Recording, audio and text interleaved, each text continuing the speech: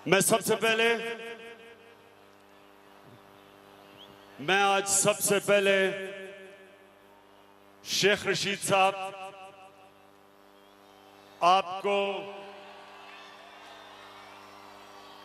आपको खैराज तहसीन पेश करना चाहता हूं।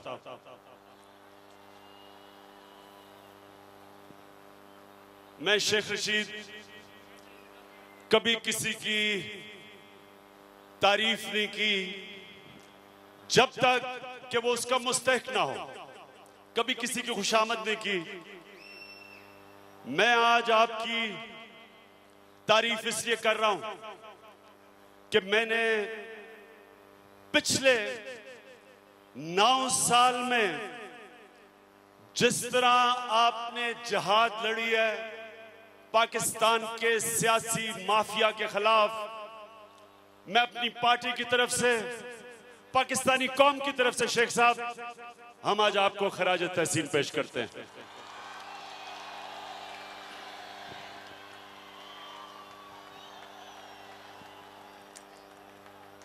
इसके लिए नौजवानों सुन लो जरा कि आपने ये सीखा कि जो इंसान इंसाफ के लिए खड़ा होता है और ताकतवर के सामने कलमाए हक कहता है, कौम उसकी इज्जत करती है। जरा एक दफा तालियां बजा के शेख रशीद को अप्रिशिएट करें।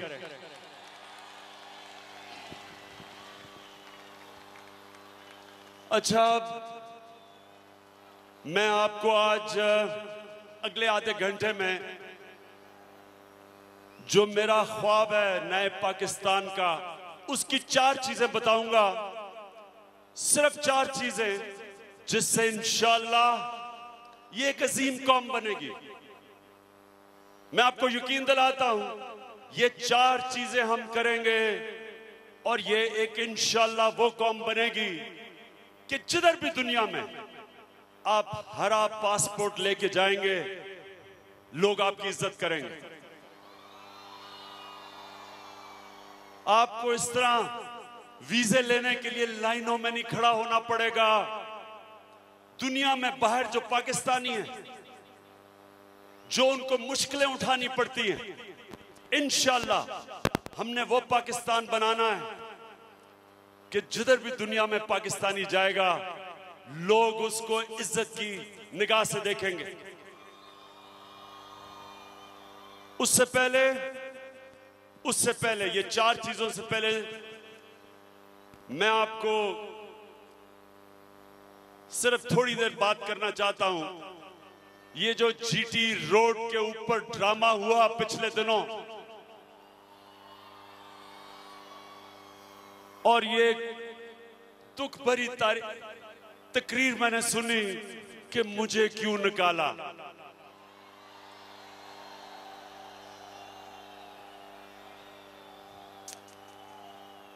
इस वक्त सुने जरा बात मेरी। इस वक्त पाकिस्तान में सिर्फ 2 तबके नवाज शरीफ के साथ हैं। जो मैं देख रहा था लोगों को, 2 तरह के लोग नवाज शरीफ के साथ हैं। एक तरह के ऐसे लोग जिनके मफादात इस करप्ट निजाम के साथ हैं, जिनको खौफ है कि अगर नवाज शरीफ गया तो उसके बाद इन चोरों की भी बारी आ जाएगी।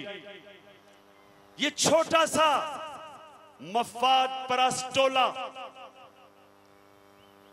जो हर तबके में है, जो मैं गौर से देख रहा था कि एक वो पाकिस्तानी जिसको पाकिस्तान के 5 सुप्रीम कोर्ट के जजेस ने नाअहल करार दिया,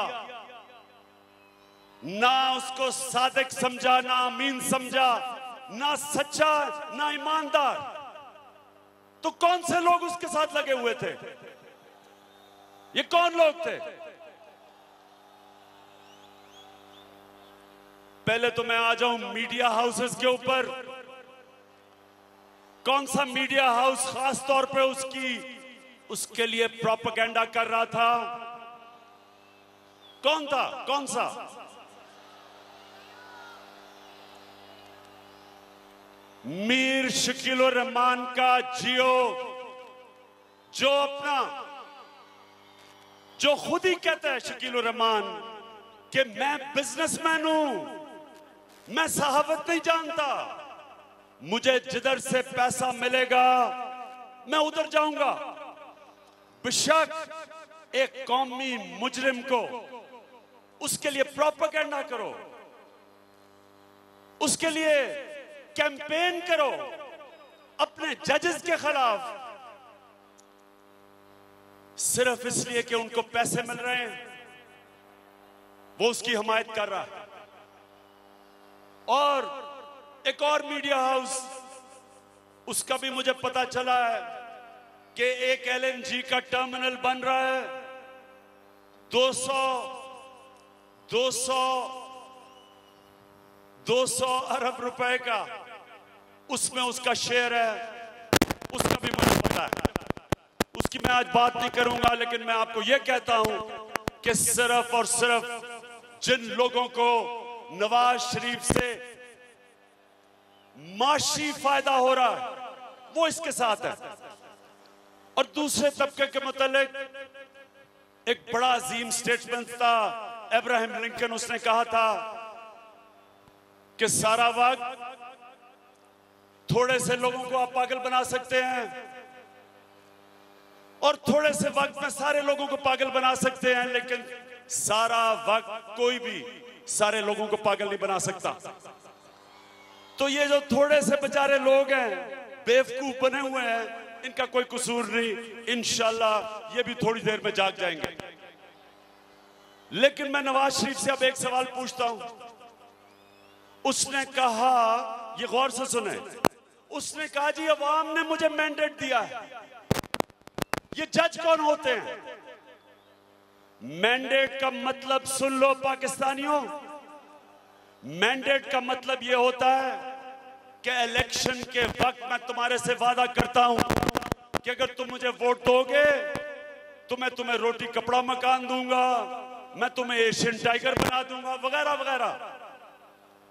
मैं नवाज शरीफ से पूछता हूं कि जब आप लोगों से वोट मांगने आए थे 2013 में, मैंने आपकी सारी तकरीरें देखी हैं, कहीं आपने अवाम से कहा था कि आप मुझे वोट देंगे और मैं आपका पैसा चोरी करूंगा और चोरी करके बाहर भेज दूंगा, मनी लॉन्ड्रिंग करूंगा?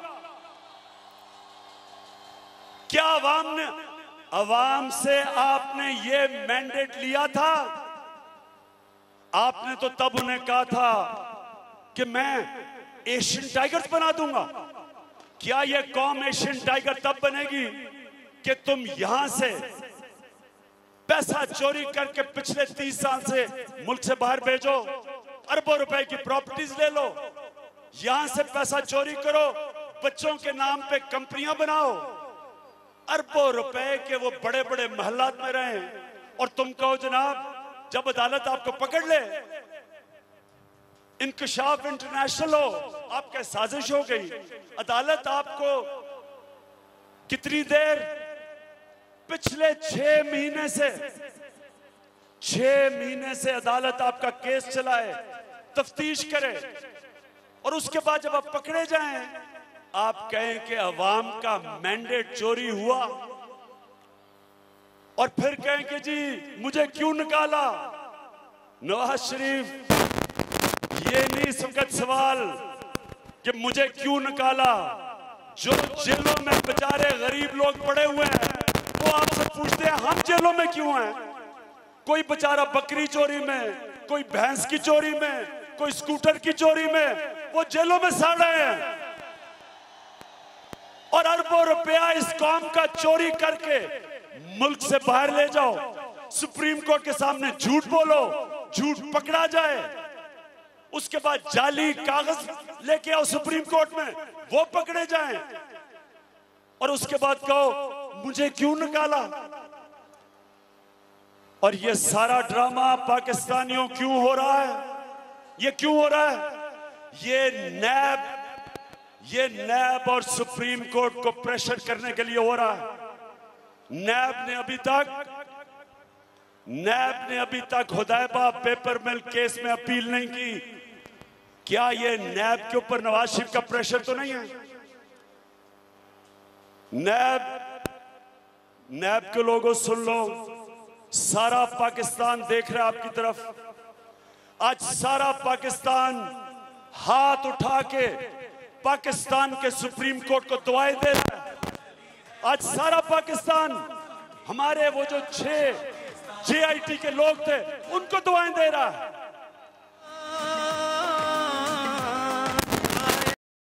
फलाही मुमलिकत हुए लीडर जब बेईमान किया नुकसान बुला कर आकिबत। ओ कायद का था फरमान है पाकिस्तान फलाही मुमलिकत। हमने ये देखना है कि आने वाले दिनों में क्या साजिश होने लगी है पाकिस्तान के खिलाफ।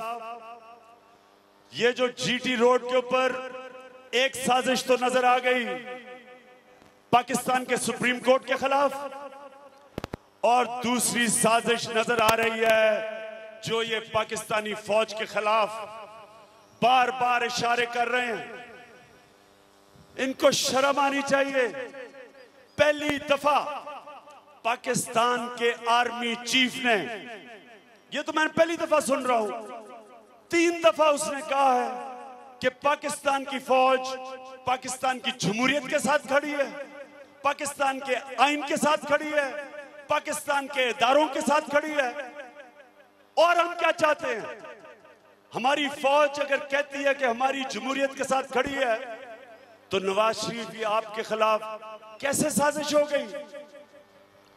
पहले आपने कहा था कि जो सुप्रीम कोर्ट का फैसला आएगा हम कबूल करेंगे। आपने JIT बनी मिठाइयां बांटी, तो अब क्या हुआ है? सुप्रीम कोर्ट के खिलाफ भी बोल रहे हो, JIT के खिलाफ भी बोल रहे हो, फौज के खिलाफ भी बोल रहे हो। क्या हुआ है? मैं आपको बताता हूं क्या हुआ है। पाकिस्तानियों 30 साल से नवाज शरीफ इदारों के ऊपर कब्जा करके बैठा है, जजेस को पैसा चलाया है, इदारों के ऊपर अपने लोग बैठाए। जब कोई अदालत में केस आता है ये बच जाता था। तो ये पहली दफा ना नवाज शरीफ JIT को मैनेज कर सका, ना सुप्रीम कोर्ट को। और ये है इसके ज़हन में ये साजिश है। नवाज शरीफ ये साजिश नहीं है, ये नया पाकिस्तान बन रहा है।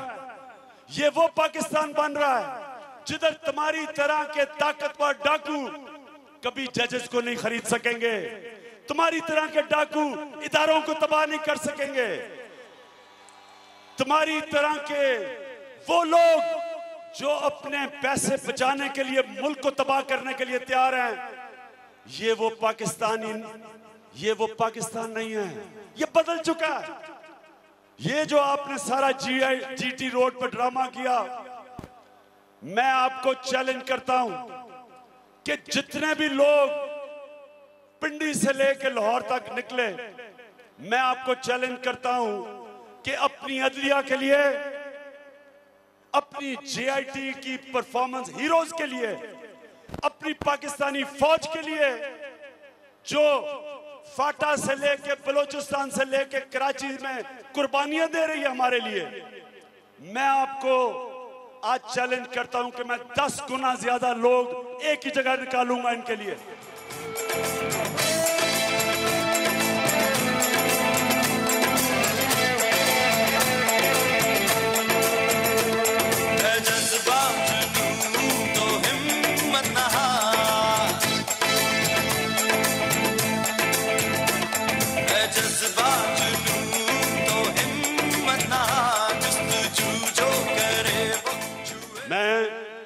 इंशाल्लाह मैं और आपके साथ मिलके हमने अपनी अदलिया की हिफाजत करनी है, हम करेंगे इंशाल्लाह। पहली दफा सुप्रीम कोर्ट के ऊपर इन्होंने हमला किया डंडों से, सजाद अली शाह के सुप्रीम कोर्ट के ऊपर हमला किया और चीफ जस्टिस को भगाया, बाकी जजेस को पैसे चलाए। ये वो दिन नहीं नवाज शरीफ, ये एक नए पाकिस्तान की अवाम है।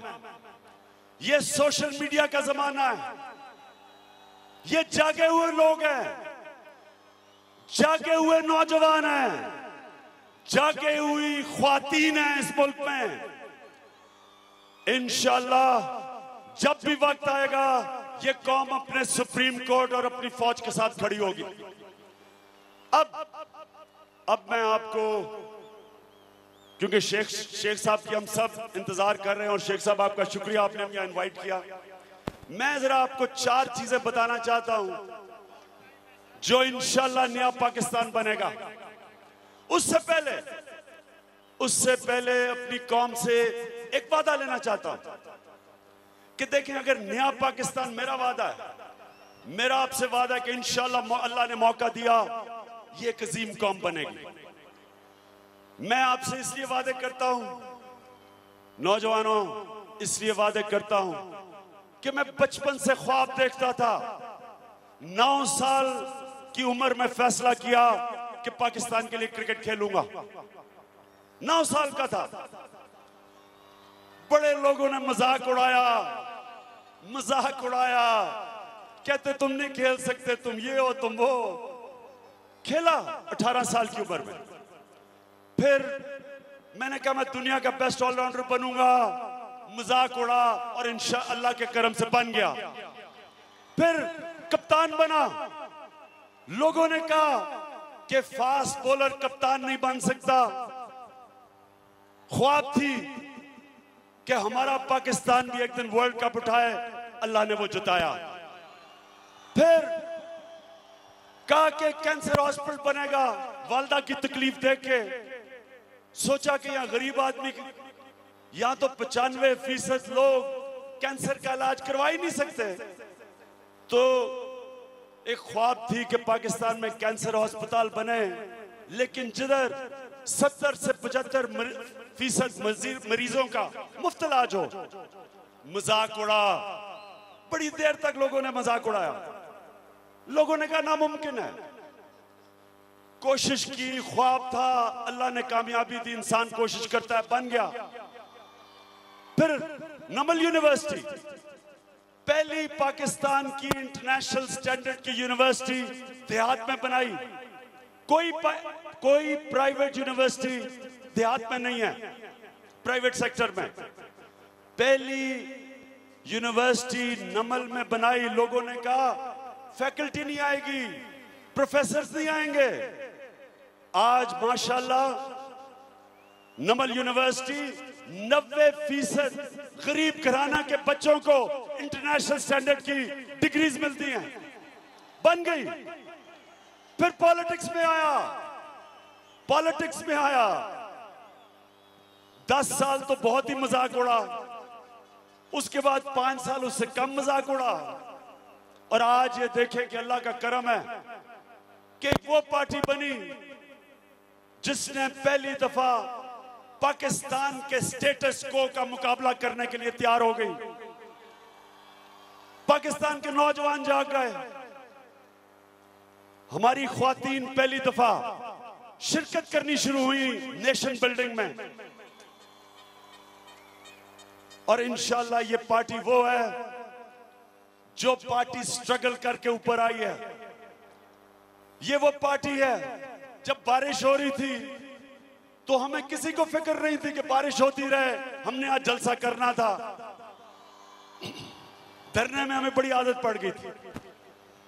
तो मैं अब आपके सामने रखता हूं जो मेरा सबसे बड़ा ख्वाब है नया पाकिस्तान का।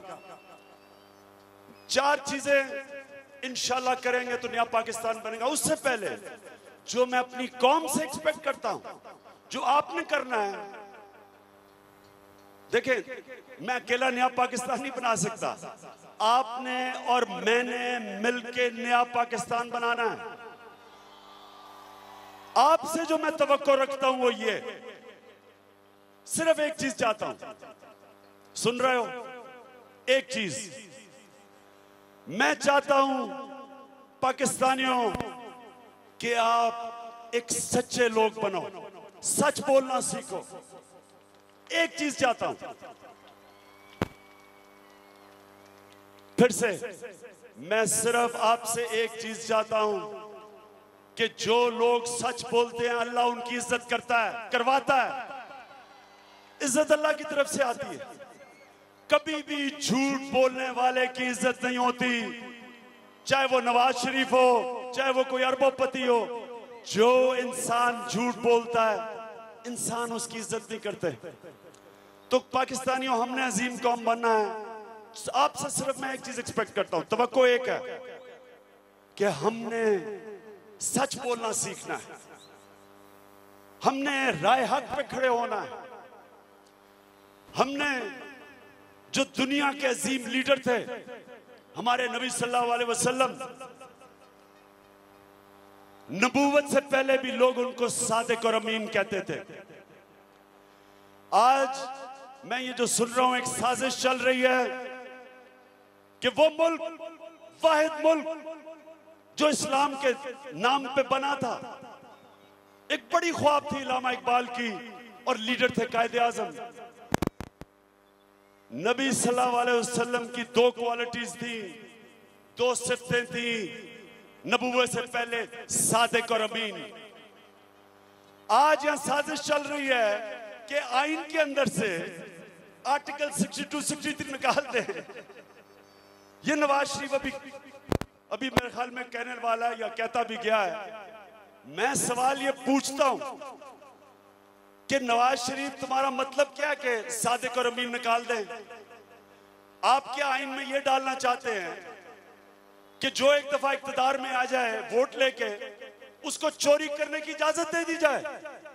वो जो मर्जी करे, लूटे, और उसकी अदालतें ना इंसाफ करे और कहे जी अवाम एहतसाब करेगी। हम इसके लिए फिर से, जिस वक्त ये कोशिश हुई पाकिस्तानी कौम, आपने और मैंने मिलके इस्लामाबाद में निकलना है, और लाखों लोग हम इस्लामाबाद में निकलेंगे इस मुल्क में इस साजिश खत्म करने के लिए कि सादिक और अमीन खत्म कर दिया जाए आइन से। तब्दीली आ गई है यारो। अच्छा जी, चार चीजें। सबसे पहले हमने सारी कौम ने मिलके एक जिहाद करनी है गुर्बत के खिलाफ। अब सुने, ये सुने जरा गौर से। जब मदीना की रियासत बनी तो बड़े गरीब थे, मुसलमान गरीब थे,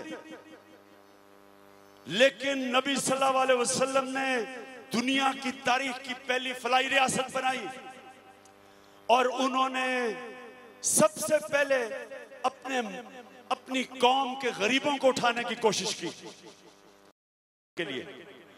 और जब खलीफा उमर बिन अब्दुल अजीज आए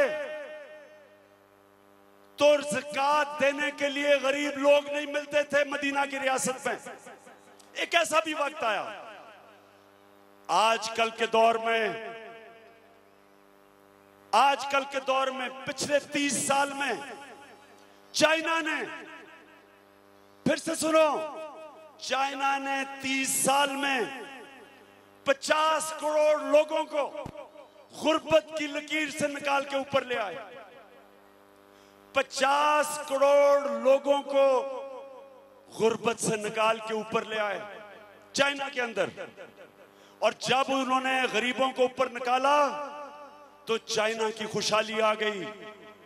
चाइना के अंदर सारी दुनिया से सरमायाकारी होनी शुरू हो गई, सारी दुनिया से लोग गए। जब गुर्बत कम होती है लोग चीजें खरीदते हैं, जब चीजें खरीदते हैं फैक्ट्रियां बनती हैं, सरमायाकारी होती है, खुशहाली आती है। कभी उस कौम ने तरक्की नहीं की जिधर छोटे से थोड़े से लोग अमीरों और अवाम गरीबों, कभी तरक्की नहीं की। तरक्की तब होती है जब आप गुर्बत से लोगों को ऊपर लेके जाते हैं, जिस तरह चाइना लेके गया, और वो कौम अजीम बन जाती है। तो हमने सबसे पहले जो भी पॉलिसीज बनेंगी इंशाल्लाह तहरीक इंसाफ के दौर में, जो भी पॉलिसी बनेगी, माशी पॉलिसी बनेगी तो हमने कैसे गरीबों को मदद करनी है, कैसे टैक्स का निजाम लेके आना है। एक टैक्स का ऐसा निजाम जो पैसे वाले लोगों से टैक्स लेंगे और अवाम पे खर्च करेंगे, बजाय आज कि हम अवाम पे सारा बोझ डालते हैं महंगाई करके और पैसे वाले लोग टैक्स नहीं देते। सारी हमारी तालीम की पॉलिसी ऐसी होगी कि सरकारी स्कूलों में बेहतरीन तालीम देंगे। जिस तरह खैबर पख्तूनख्वा में पहली दफा 1.5 लाख बच्चा प्राइवेट स्कूलों से निकल के सरकारी स्कूलों में आया है, पहली दफा। जब सरकारी स्कूलों में सही तालीम मिलेगी, आम लोगों के बच्चे जाएंगे। जब सरकारी स्कूलों की तालीम की वजह से बच्चे मुल्क के बड़े बड़े ओहदों पे पहुंच सके, वजीर आजम बन सके, वो पाकिस्तान है कायदे आजम का पाकिस्तान। जब अस्पतालों में गरीब आदमी जाए तो मुफ्त इलाज हो, जिस तरह पख्तूनख्वा के अंदर हेल्थ कार्ड निकला है, इंश्योरेंस है, हर घराने को 5.5 लाख रुपया मिलता है इंश्योरेंस का गरीब लोगों को। क्योंकि गरीब घर में बीमारी हो, गरीबों को तो तबाही हो जाती है। इसलिए सारी हमारी पॉलिसीज बनेंगी, एग्रीकल्चर पॉलिसी बनेगी, इंडस्ट्रियल पॉलिसी बनेगी। एक मकसद होगा, कैसे हमने गरीबों को उठाना है, कैसे नौकरियां देनी है, नौजवानों को नौकरियां कैसे देनी है। और इंशाल्लाह ये है सबसे पहला गुर्बत कम करने का। दूसरा मेरिट। ये जरा सुने मेरिट क्या होती है। कभी भी कोई माशरा आगे नहीं बढ़ सकता जिस माशरे में मेरिट ना हो। मेरिट का मतलब इंसाफ। मैं आपको मिसाल देता हूं, हमारे सामने दुबई, नौजवानों आपने तो वो वक्त नहीं देखा जब दुबई से लोग पाकिस्तान में छुट्टियां गुजारने आते थे। जब दुबई का जो रूलर था शेख जाहिद, वो जब इस्लामाबाद आता था तो उसको डिप्टी कमिश्नर रिसीव करने आता था। वो भी दिन थे। वो दुबई जो पाकिस्तान से सीखता था आके, वो पाकिस्तान जिधर पीआईए दुनिया की अजीम एयरलाइन थी, जिधर पीआईए ने एमिरेट्स एयरलाइन बनाई, पीआईए ने सिंगापुर एयरलाइन बनाई, पीआईए ने सऊदी एयरलाइन बनाई। ये था पीआईए। हम फखर से पीआईए में बैठते थे, दुनिया की अजीम एयरलाइन थी। ये पाकिस्तान था जिधर की बेहतरीन यूनिवर्सिटीज थी, हमारी डिग्रीज दुनिया में एक्सेप्टेड थी। बाहर से लोग पाकिस्तान में पढ़ने आते थे। तो क्या हुआ, कैसे पाकिस्तान पीछे रह गया। 1960 की दिहाई में, सुन लो जरा ये, 1960 की दिहाई में बाहर से दुनिया पाकिस्तान की मिसाल देती थी, सबसे तेजी से तरक्की कर रहा था। ये वो पाकिस्तान था। तो क्या हुआ, फर्क यह था कि 60 की दिहाई में पाकिस्तान में मेरिट का निजाम था। पाकिस्तान की सिविल सर्विस सारे इलाके में सबसे बेहतरीन सिविल सर्विस थी। सबसे मुश्किल इम्तिहान सिविल सर्विस का था, मेरिट थी। बेहतरीन काम हुआ, तरबेला डैम बनी, मंगला डैम बनी, वारसक डैम बनी, मेगा प्रोजेक्ट्स बने, तेजी से तरक्की कर रहा था क्योंकि हमारा मेरिट का सिस्टम अभी चल रहा था। जैसे ही हमने अपनी मेरिट तबाह की, हमारे अपने सियासी मुदाखलत की, ब्यूरोक्रेसी में आहिस्ता आहिस्ता आहिस्ता आज आप देख रहे हैं पाकिस्तान को कि सारे बर्रे सगीर से सबसे पीछे रह गए हैं। मेरिट का मतलब कि अगर एक क्रिकेट टीम बेहतरीन मुल्क का टैलेंट खिलाती है और दूसरी टीम में सिफारिशी आ जाते हैं तो दूसरी टीम हार जाएगी। उसी तरह मुल्क भी हार जाता है जिस मुल्क के ऊपर उसका बेहतरीन टैलेंट ऊपर नहीं आता, सिफारिशी आ जाते हैं, करप्ट लोग आ जाते हैं, कब्जा माफिया आ जाता है, वो मुल्क कैसे तरक्की कर सकता है। हमारे सामने दुबई दुबई के आगे कैसे निकला? दुबई का एक रूलर आया, शेख मोहम्मद, हर इदारे के ऊपर दुनिया से बेहतरीन लोग लेके आया, हर इदारे को उसने मजबूत किया, प्रोफेशनलाइज किया। एमिरेट्स एयरलाइन, वो भी सरकारी एयरलाइन है, लेकिन उसके ऊपर उसने एक प्रोफेशनल गैर सियासी सेटअप लेके आया। और आज देख ले दुबई किधर है और हम किधर हैं।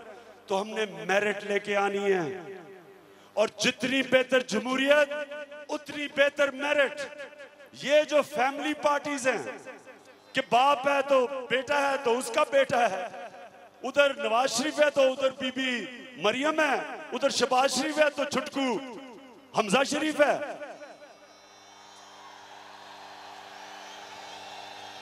मेरिट किधर है? किधर है मेरिट? ये तो बादशाह है।